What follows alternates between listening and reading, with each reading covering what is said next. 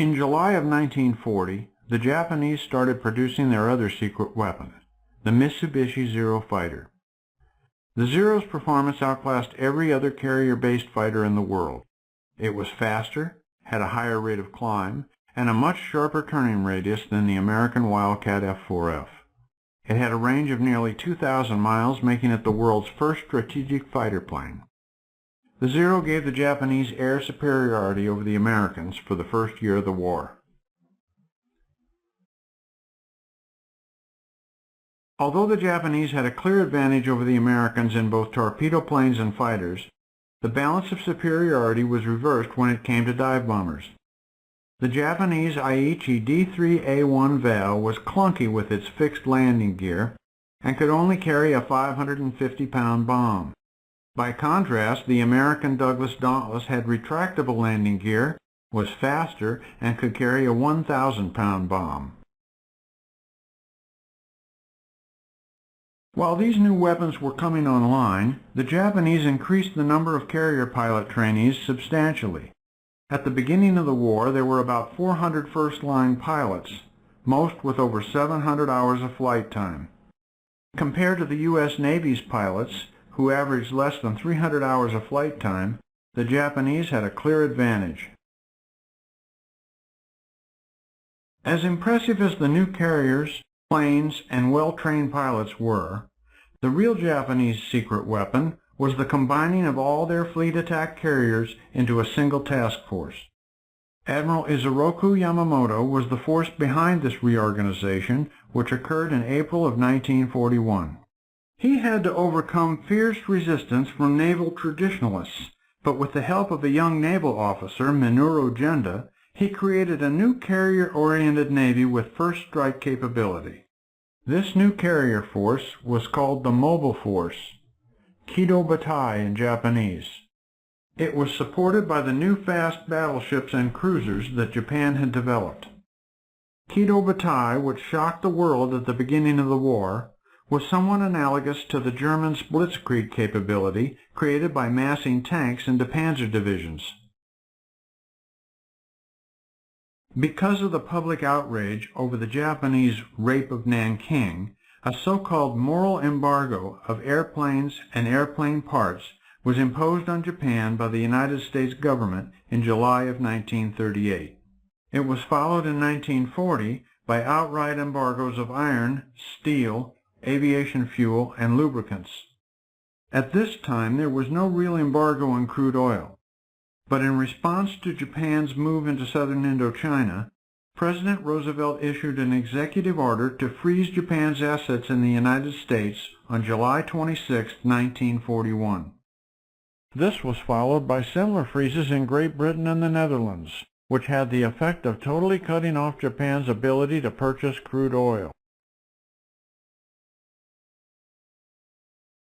Because of Japan's oil reserve, the embargo didn't cause an immediate shortage.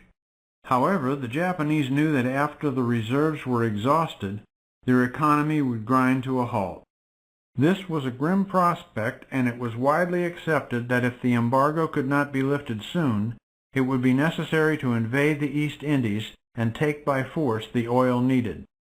Crude oil production in the Dutch East Indies was more than enough to make Japan self-sufficient in oil, even during wartime. The South Seas region also contained other strategic materials such as rubber, iron, tin, and bauxite. It was becoming increasingly evident that the American government had no intention of lifting the embargo unless Japan was willing to withdraw from both Indochina and China. But even if the Japanese government was willing to do that, the Japanese Army would never allow it. In the eyes of the Army High Command, especially General Tojo, the humiliation would be too unbearable. Any Japanese prime minister who agreed to forsake Japan's imperial ambitions would be assassinated. Thus there was a deadlock between the two governments over Japan's access to oil, which actually threatened Japan's survival. In September of 1941, at the Imperial Conference, in the presence of Japan's emperor, Admiral Nagano, arguing for war, had likened Japan to a patient who was certain to die if nothing was done, but might be saved by a dangerous operation. This dangerous operation was war.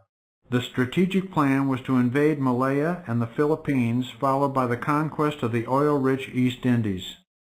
This could be fairly easily done, but to protect the operation from interference and safeguard the sea lanes to the newly acquired colonies, the American Navy would have to be knocked out of the Pacific Ocean, and the British Navy would have to be knocked out of the Southeast Asian seas. At the Imperial Conference, the military leadership dominated by General Tojo gave the Prime Minister until mid-October to work out an acceptable agreement with the United States that would restore Japan's oil imports. The Prime Minister asked Tojo for his consent to withdraw troops from China. Tojo flatly refused, causing the Prime Minister to resign. 2 days later, Tojo became Prime Minister, and Japan crossed the point of no return. Negotiations in Washington between the Japanese ambassador and the American Secretary of State continued for another 6 weeks, but neither side had any realistic hope of resolving the impasse. The Americans weren't going to lift the embargo unless Japan withdrew from China. The Japanese had no intentions of withdrawing from China. They had already resolved to take the oil fields of the East Indies and to protect the operation by attacking the Philippines and Pearl Harbor. Since the Japanese weren't ready to attack Pearl Harbor, they used the negotiations to stall for time. The Japanese needed more time to work out the details of their multi-pronged attack on Pearl Harbor, Malaya, and the Philippines. As for the most complex and risky of these attacks, Pearl Harbor, some problems remained to be solved. The 2 new attack carriers, Shokaku and Zuikaku, would not have their air crews aboard until November, and specially modified aerial torpedoes needed for the shallow waters of the harbor wouldn't be ready until the end of October. Finally, in order to provide air support for the attacks on Malaya and the Philippines without using the carriers needed for Pearl Harbor, the range of the Zero fighters had to be extended so that they could escort bombers from land bases in Indochina and Formosa. This would be done by adding drop tanks that wouldn't be ready until November.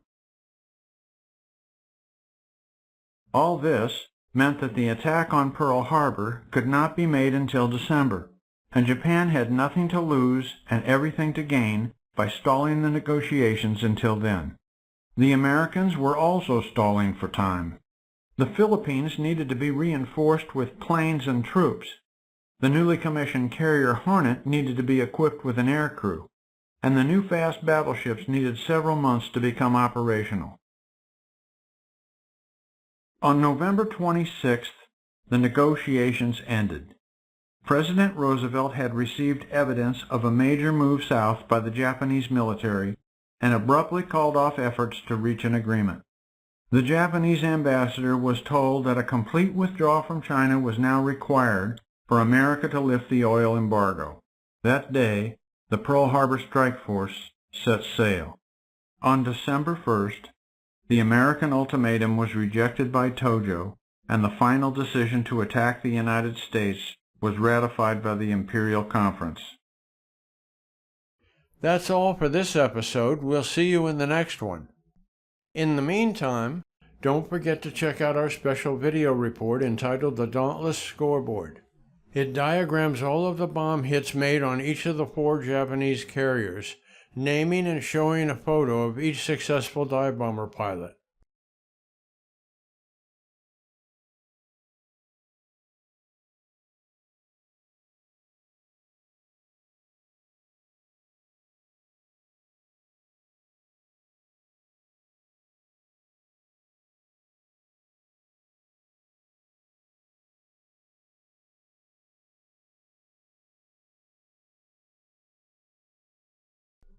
If you haven't seen the Dauntless Scoreboard yet, just go to midway101.com.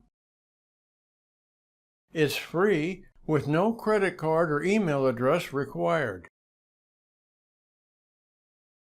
When you get there, just click the red button at the bottom right of the home page.